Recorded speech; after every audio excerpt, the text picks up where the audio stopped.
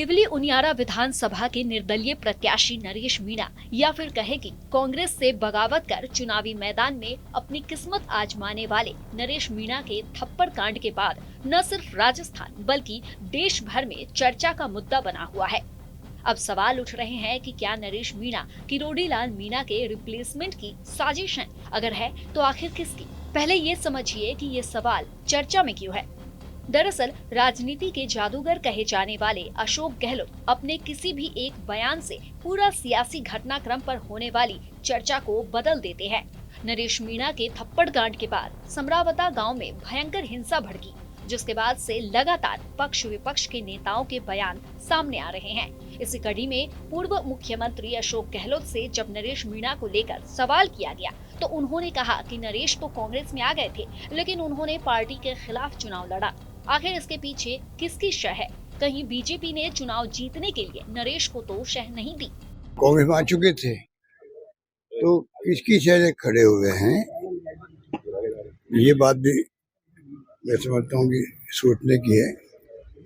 BJP ने खड़ा किया चुनाव जीतने के लिए, क्या किया इसकी जानकारी भी प्रदेश कांग्रेस कमेटी ले रही है कि इस नौबत क्यों आई। तो जो कल की घटना बड़ी दुर्भाग्यपूर्ण घटना है। अब कल की घटना के बाद में आप बताइए, सरकार का इकबाल बचा है क्या? सरकार का इकबाल होता है गवर्नेंस के लिए, शासन तब होता है तब अच्छा गवर्नेंस में इकबाल बना रहे। इकबाल ही खत्म हो गया। आप जो घटना घटित हुई है कल, वो मामूली घटना नहीं थी। एसडीओ लेवल के अधिकारी को आप थप्पड़ लगाए कोई व्यक्ति, ये स्थिति बनी क्यों और इतनी हिम्मत क्यों हुई किसी की? तो कहाँ सरकार का इकबाल है? हम बार बार सरकार को कहते हैं आप गुड गवर्नेंस दो, पूरी प्रदेश की जनता का भला हो। हम आलोचना भी करते हैं तो उसको सकारात्मक रूप में लेना चाहिए, और अगर बातों में दम नहीं है, हमारी बातों में आप खंडन करो, दम है तो सुधार करो, जनता का भला हो। यही तो डेमोक्रेसी में होता है। पर बीजेपी के तो जैन में, उनकी फितरत में है ही नहीं कभी कि आप विपक्ष की भावनाओं का आदर करो, बात सुनो, आलोचना को सहन करने की शक्ति रहे आप में। ये तो है ही नहीं उनके अंदर। गहलोत के इस सवाल को मजबूती दी भजन लाल सरकार में कैबिनेट मंत्री किरोड़ी लाल मीणा ने। बाबा किरोड़ी ने अपनी सरकार पर कई सवाल उठाए। TV9 से खास बातचीत में कैबिनेट मंत्री किरोड़ी लाल मीणा ने अपनी ही सरकार को घेरते हुए माना ये सरकार और इंटेलिजेंस का फेल्योर है। हाँ, शायद हमारे सरकार में तो पहली एक घटना ऐसी हुई है जिसमें मैं अधिकारियों की लापरवाही मानूंगा। और इसके बाद में ये बताया जाता है, जानकारी आती है कि नरेश मीणा पुलिस की कस्टडी से फरार हुआ। ये कितनी बड़ी लापरवाही है?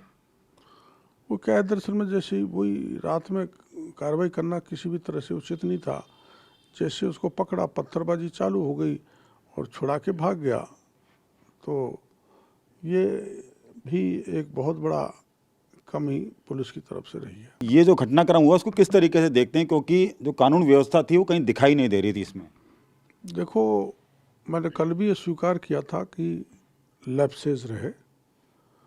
घटना जब शुरू में हुई थी तभी कार्रवाई हो जानी चाहिए थी, और प्रशासन ने इतना समय क्यों दिया, और बिल दिया तो रात्रि में जाकर वहाँ ऑपरेशन किया जिसमें इनोसेंट लोग बहुत घायल हुए और प्रॉपर्टी भी तोड़ी गई, कुछ सामान भी निकाला गया।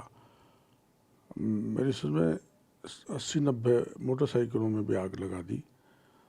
तो ये फिर उसी समय मैंने डीजी से बात की थी। मैंने कहा फिर रात में ऐसी कार्रवाई मत करो, आप सुबह करना। तो फिर दूसरे दिन उन्होंने कार्रवाई करके आरोपी नरेश मीणा को पकड़ लिया था। बताते चले कि वोटिंग वाले दिन बुधवार को करीब 11-12 बजे थप्पड़ मारने की घटना सामने आई थी, लेकिन उस पर पूरे दिन कार्यवाही नहीं हुई। इसी बात को लेकर किरोड़ी बाबा भी सवाल उठा रहे हैं। इसलिए सियासी गलियारों में चर्चा है कि आखिर नरेश मीणा को किसने संरक्षण दिया।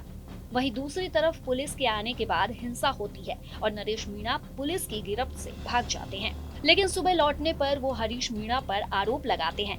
लेकिन सोचने वाली बात तो ये है कि जब हरीश मीणा न तो राज्य और न ही केंद्र सरकार में है, उन पर आरोप लगाने का कोई मतलब नहीं। इसी वजह से गहलोत के बीजेपी की तरफ शह मिलने वाले बयान को मजबूती मिल रही है।